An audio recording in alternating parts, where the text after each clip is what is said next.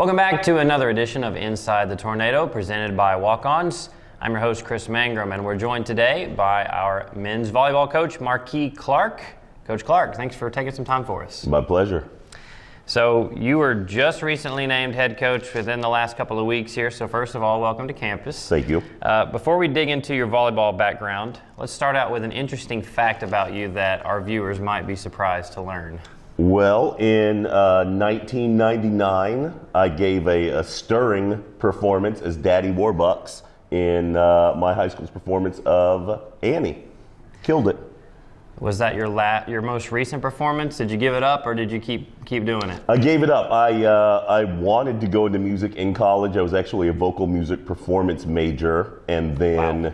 The other fun fact is I was going to go to the University of Colorado Conservatory of Music. There was one scholarship for one male vocalist.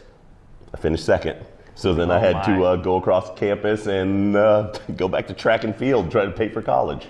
We're going to have to talk some music after this, Absolutely. for sure. You've got a vast amount of coaching experience, both here in the area and around the country.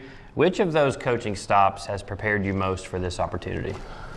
I think there's a couple. I think I try to take a little bit from each stop. So, my very first D1 job was super analytical with a team that won a championship. And so there was a lot of lessons learned about the professionalism of it, the numbers, the analytics, being super flexible in the way that you coach. And so there was a ton of value in that stop. My most recent stop at ETSU, working for Benavia Jenkins, she was just, to this day, I think the greatest head coach I've ever worked for. And so you learn so much about how to treat your staff, how to treat your players, how to connect with them in these really real and genuine ways. So, each stop taught me some things. I certainly appreciate that work with her, though, over the last 3 years really sort of set me, I think, on this course to being here. Yeah.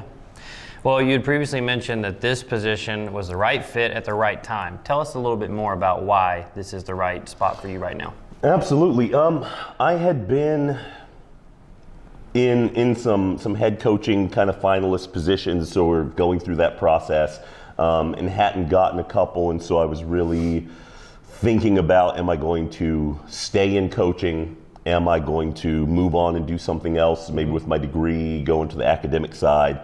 And so I knew I wanted to be a head coach. I knew I didn't want to be an assistant anymore. And so when this opened up, for me, it felt like a great opportunity to at least take a shot at, because, again, I like the Division II model. I've worked consistently in Bristol doing a lot of volleyball work here. I'm already here. My kids are in school, so I've got a 12-year-old and a 5-year-old. And just be in a position to still parent the way that I want to, but also be a head coach. It was sort of a perfect situation where if I can get this, I get to do exactly what I want, but also be the person I want to be. Yeah, for sure. Well, you were officially named head coach on December 19th. Your King debut takes place less than a month later, January 12th, in New Jersey. What are some of your current priorities as you try to get your team ready to play? Step one was actually get to know these guys. So we spent a lot of time over the break, Zoom calls with every single one of them, talking to families if they wanted to be involved. And it was just giving them a chance to get to know me, getting to know them, trying to get a sense of what the vibe on the team was and what they were looking for. I met a handful of them on my interview, but with 20 guys on this roster, I wanted to get face to face with them. And so that was priority number one. We were able to do that before they came back.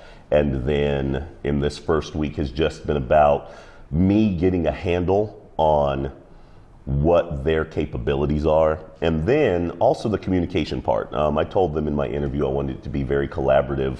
I am new to the men's game. This is what they've done their whole lives, and so I wanted them to understand, it's like, hey, let's talk about this stuff. If there's a concept where you think I'm approaching it from the women's angle, we just talk about those things. We had a 10-minute conversation yesterday in practice about defense where they felt something.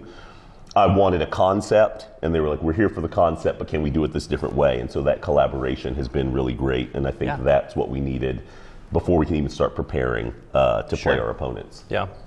Well, Coach Clark and his team open the season in the Northeast, January 12th and 13th, as we mentioned, battling NJIT and Penn State. So stay tuned to KingTornado.com for all the latest information on our men's volleyball team. For Coach Clark, I'm Chris. This has been Inside the Tornado, presented by Walk-Ons.